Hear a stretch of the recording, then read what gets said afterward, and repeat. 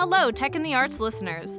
My name is Victoria Sprouse, the new podcast producer. And I'm Liz Forey, the new Chief Editor of Research. This week, we both sat down with Karina Bharne, Executive Director of the Tacoma Symphony, and talked about leading an arts organization through tumultuous times, future innovation in the orchestral landscape, integrating technology into performances, and how these advances help or hurt the concert hall experience.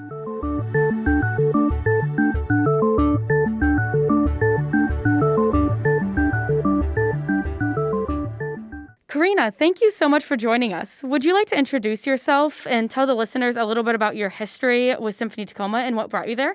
Sure. Well, my name is Karina Bharne. I'm currently the executive director with Symphony Tacoma. Prior to this, I served in a variety of positions at the San Antonio Symphony for about a decade. And prior to that, I was working as the assistant personnel manager with the Pittsburgh Symphony just after I received my master's of arts management degree from Carnegie Mellon University. I moved to Tacoma in October of 2018. My husband had recently got a position with the Vancouver, BC Symphony. And because of that, I was looking for jobs in the Pacific Northwest that were of a level and of caliber that would excite me and that was appropriate for my previous positions. So Symphony Tacoma had a job opening. I applied, and I am loving living in the Pacific Northwest. And other than that, I love cooking, baking, and I have two very beautiful cats, Peach and Lola. Awesome. Thank you so much. And we love cats here at Amped Lab. So coming out of the pandemic, there seems to be 2 points of view on how to move forward. The first is that everything will go back to normal, which I think is becoming harder and harder to picture. And the second is that the floodgates have opened and it would be kind of against the tide to go back to exactly the way things were beforehand. From my experience working with you in Symphony Tacoma, I know that it shifted similarly to other orchestras in beginning to provide virtual performances once we realized that COVID it has kind of become a long-term change. And now that we're working in a vaccinated environment, how has the experience of the pandemic affected the future of in-person performances and your plans for the digital future? And kind of as a subsequent question, have you seen different trends in single ticket and subscription sales for the upcoming season that may be different from past years? Well, I will say that I'm definitely in the latter category where I don't think things are going to go back to normal or whatever we considered was normal, 18 plus months ago. I think there will have to be changes. And the reason that I think that is one, we're in a different place. So we just spent, the past 18 or so months in our homes watching a lot of entertainment on YouTube and Netflix and Hulu and all the other streaming websites. So there is a certain level we're now used to doing things online. And we also had online offerings, which helped our audiences at least, be able to stay connected with us during the pandemic. And as well, we had new people connecting with us during the pandemic. Because, at least from my opinion, because the virus is still out there, we will definitely still have audience members that are not able to join us in person in large groups.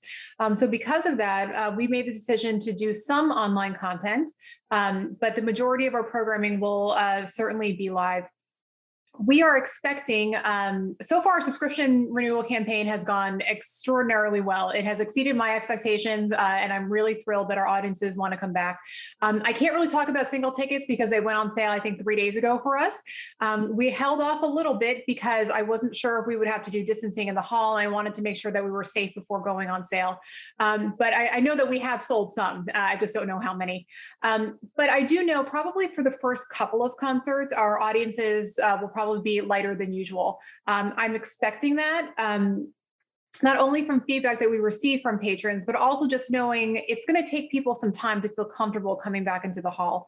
And so, as we move forward and as we have our concerts, the more that we can do to post images of our patrons, in the hall, distanced, when possible, wearing masks and staying as safe as possible, and promoting that out to others that may want to join us and seeing that this is a relatively safe environment, I think that will help us in the future.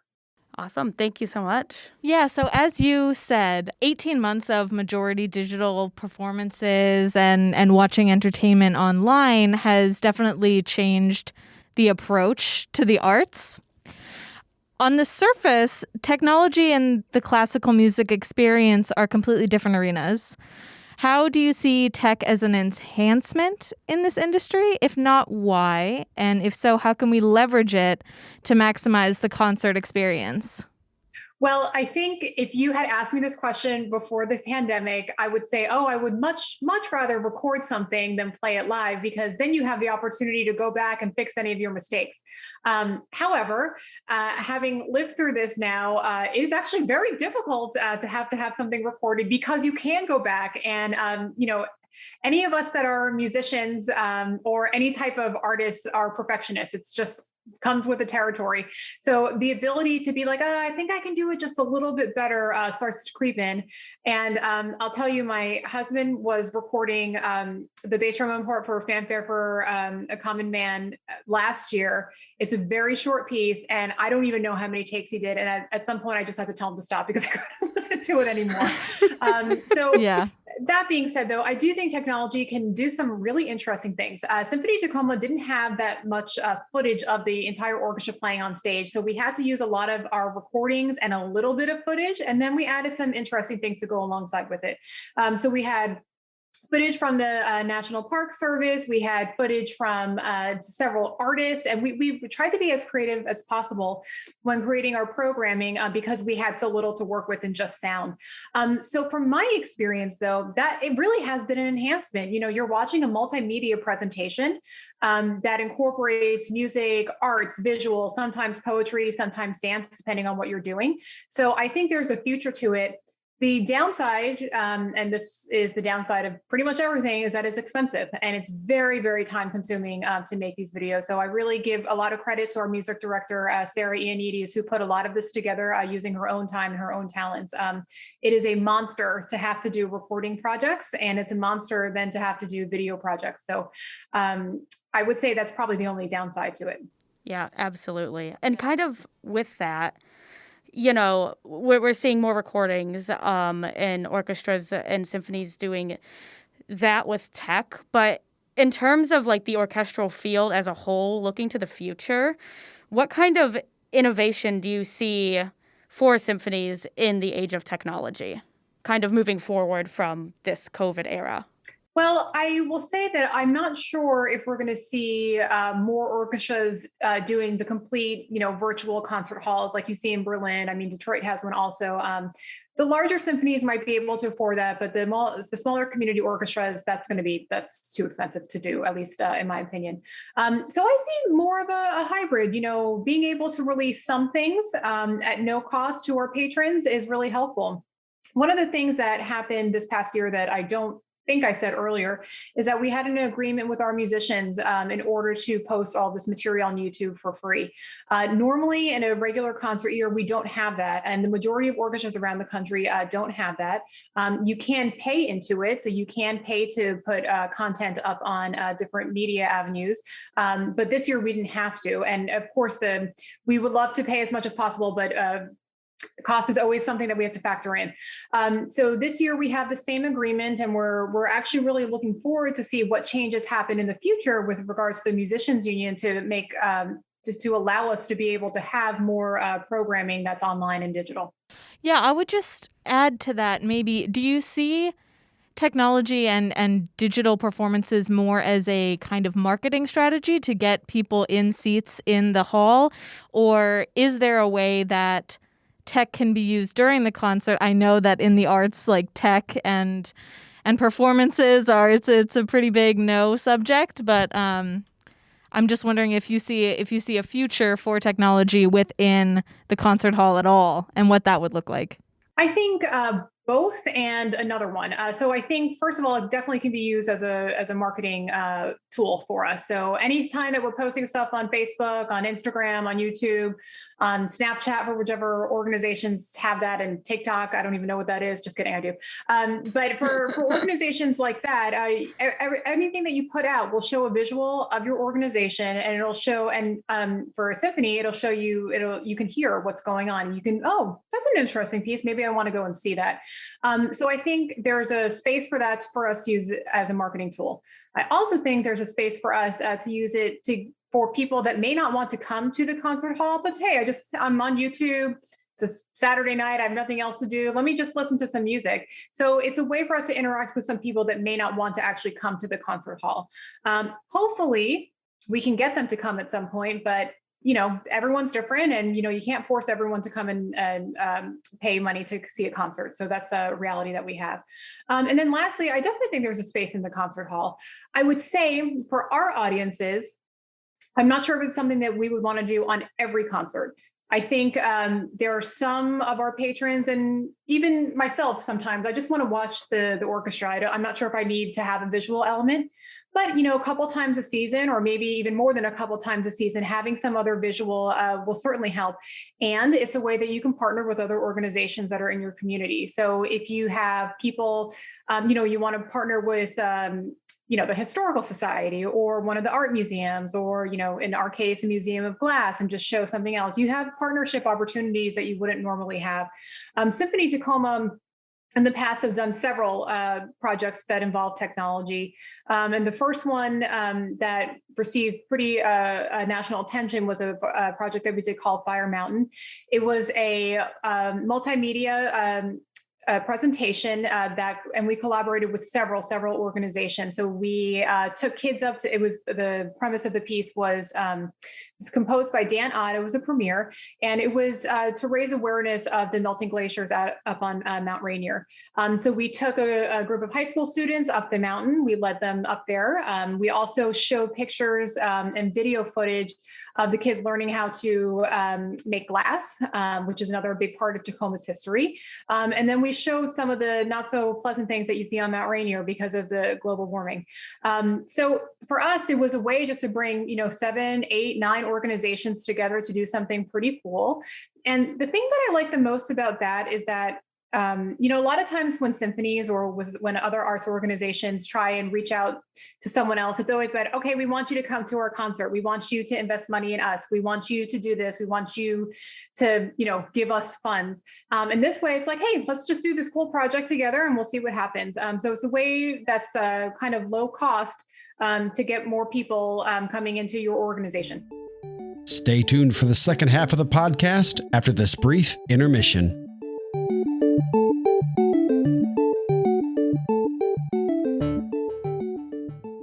I know that Amped Lab spoke several years ago to Aubrey Bergauer regarding engaging millennial audiences in classical music. So it's nice to know that that work continues and that Symphony Tacoma is a part of that work.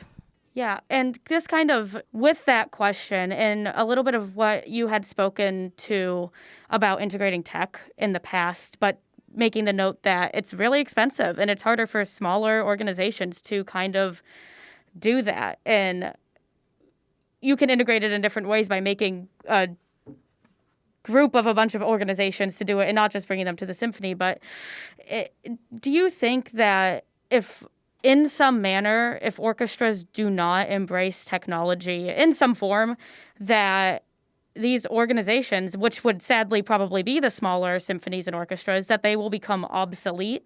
Or is that not really a concern of yours? I have not thought about that question. So that's interesting. I guess I'll say that I don't think the fate of orchestras is solely on what technology we're using. I think, outreach in the community and involving our community is number one, and technology is a tool that we use in order to do that. I definitely think that there are advantages, but I also think, you have to meet people where you're at, and not a lot of folks can afford some of these things, but it's important for us to at least try to make the investment. Mm-hmm. I'll say also that while this is all expensive, there are certain areas of funding opportunities that orchestras can look at in order to gain more funds for technology. A lot of places now are changing their funding models to help support technology advancements within organizations, especially after the pandemic. So I think there might be an opportunity a little bit farther down the road for some of the smaller organizations in order to purchase technology.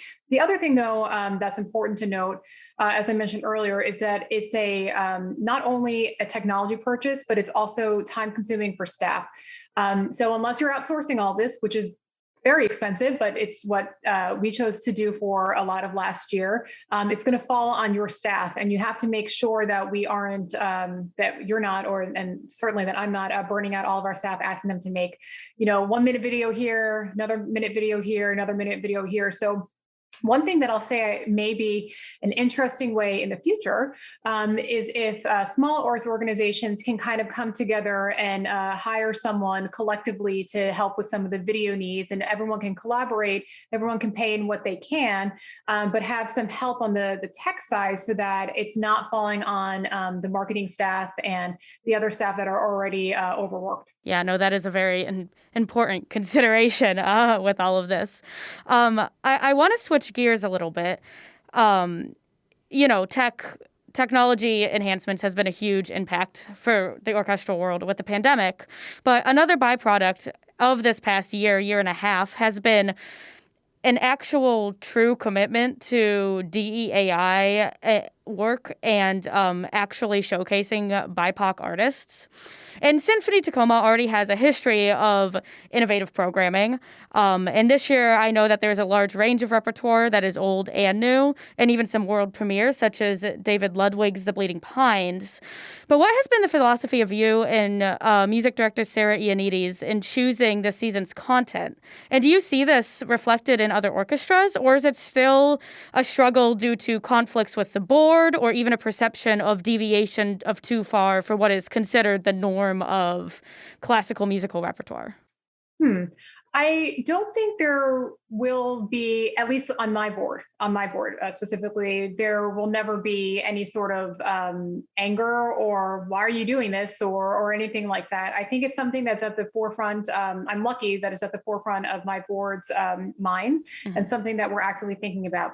Where we struggled this year is that we are trying to make our repertoire as intentional as possible, but we also want this to be the norm. So we don't want to just say, hey, okay, it's 2021, and now we have quite a few BIPOC composers on our concerts or an artist. We just want to say, this is Symphony Tacoma. Here's our programming, and this is what we're doing. You're right that we in the past have done a lot to help promote, especially women composers, which is another underrepresented group. But for us, the struggle really has been, how do we showcase what we're doing and make it sound intentional without also making it sound like we were trying too hard. So that's a struggle. To be honest, it's still something that I'm really trying to grapple with, and I don't think a lot of symphonies have done a good job of it. But we're learning. We're just absolutely learning. And I'll say, the past 18 months have been difficult in a lot of ways, but I think the work in DEIA was definitely able to come to the forefront because of the pandemic. We were able to really reshift our thinking and our priorities in a lot of different ways. And in a good way for us, we could say, no, this really has to be a priority for us moving forward. And while it may have been in the back of our minds in the past, right now it has to be at the forefront. So I'll say that. And then to your last question about other orchestras, I've said this before. The League of American Orchestras has been talking about DEIA work for a very long time, and it was actually the subject of the 2008 national conference. And a couple of years ago, I asked a group of my colleagues, can you think of any orchestra that has really, really done well in this arena? And everyone kind of just stopped and said, I'm not sure. Wow. I would say every organization is on their own journey, and it's on their own path. And, certainly Symphony Tacoma is somewhere at the beginning of our journey. But I would like to answer that question maybe in 5 to 10 years to see what real impact there's been. So I'm not sure if I can answer that question right now. Yeah. So what has been the biggest challenge navigating through and out of the pandemic as a director of a field that has little history of digital engagement? And what advice do you have for our listeners in different arts fields that may be facing the same challenges? The most difficult thing for me has been the constant changing. And at the beginning of the pandemic, I remember the big buzzwords were, okay, you need to make contingency plans. You have to do this. You have to have plan A, B, C, and D. And naturally, because of my background, having worked for an organization that was in severe crisis mode all the time, I already kind of did that. So, okay, well, if this grant doesn't come in, okay, then we can move money around here, here, and here. But for me, that became really overwhelming really quickly because, okay, well, if we can have 50% of the hall, then that means we need to do this. If we can have 25% of the hall, that means we can do this. So at some point during the pandemic, our general manager approached me and said, you know what, I think we just have to not do this anymore. And we just need to wait and see to just get as close as possible and then make a decision. And for me, that served me really well because I stopped with the anxiety of having to make 50 different plans and then just said, well, I'm just going to live in the moment. That might not work for everyone, but it certainly worked for us and prevented us from spinning our wheels a little bit too much. So I would say that has been the most difficult part of the pandemic. However, on the bright side of things, we were able to pivot really quickly. We were lucky that through very, very sound financial management, we had enough cash in the bank and we didn't have to furlough anyone. And we were able to continue as normal. So I feel for the most part, we've been very lucky and we've come out of the pandemic pretty much unscathed. Nice. And hopefully, as you said, people are looking forward to, at least in some capacity, getting back to live events, especially considering the fact that with technology, there are those pros and cons. But one of the pros of live performances, of course, is that you never know what's going to happen. I think that's true. I just don't think there's no substitute for live performance. And this is coming from someone who's watched a lot on YouTube. There's a difference between sitting in a concert hall or even sitting in a park, sitting anywhere where someone's actually playing, close to you versus listening to it online. It's just a different experience. And I don't think that will ever change for most people. All right. Well, that's all we have time for today. But thank you so much for joining us. Thank you for having me. Thanks for listening to the Amped Lab podcast, and don't forget to subscribe wherever podcasts are found. Let us know what you thought by visiting our website, ampedlab.org. That's amt-lab.org. Or you can email us at ampedlabcmu@gmail.com. You can also follow us on Twitter at Tech in the Arts, or on Instagram, Facebook, and LinkedIn at Arts Management and Technology Lab. We'll see you next time. Thanks again for listening to the Amped Lab podcast. If you found this episode informative, educational, or inspirational, then send this to another arts aficionado in your life. We'll see you for the next episode.